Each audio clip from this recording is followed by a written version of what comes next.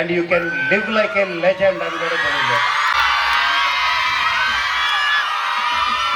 మందికి ర్యాంకులు వస్తున్నప్పుడు 11వ వాడిగా కాదు 1వ వాడిగా నేను అనుకుంటే అవ్వాలి అనే అంత ఒక యాంబిషియస్గా, డిసిప్లిన్గా, సిన్సియారిటీతో నువ్వు హార్డ్ వర్క్ చేయి, యాటిట్యూడ్తో, పాజిటివ్ యాటిట్యూడ్తో ముందుకెళ్ళు. నీకంటే తోపు ఎవడో లేడు అక్కడ.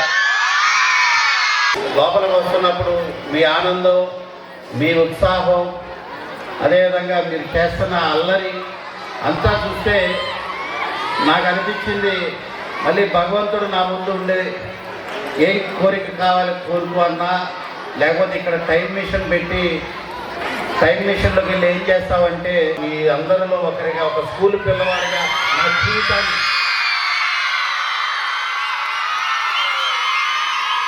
నా జీవితాన్ని మళ్ళీ ప్రారంభించాలని ఉంది. కొన్ని సంవత్సరాల క్రితం నేను కూడా మీలో ఒకటిగా ఇదే రకంగా అల్లరి చేసేవాడిని. పక్కనే ఉన్న పీఈటీ సారు లేకపోతే ఇంకో టీచర్లు తోగొట్టుగా లాగి ఉండి కొట్టేవాళ్ళు. మళ్ళీ ఆ రోజులు గుర్తొస్తున్నాయి. అభోత్సవం తెలియదు, పిల్లలు మీ ఆలోచనలు అంతా కూడా కల్మషం లేదు, ఎటువంటి ప్రెషర్ ఉండదు, ఎటువంటి టెన్షన్స్ ఉండవు, ఏ బాధాబందీ ఉండదు. బాలలు మీరంతా ఎంతో సంతోషంగా ఆనందంగా గడుపుతున్న సందర్భం చూసి నాకు కూడా ఒక్కసారి నేను కూడా మీలో ఒకటిగా అయితే బాగుండని అనిపించిందని కూడా మీ అందరికీ తెలియజేస్తాను.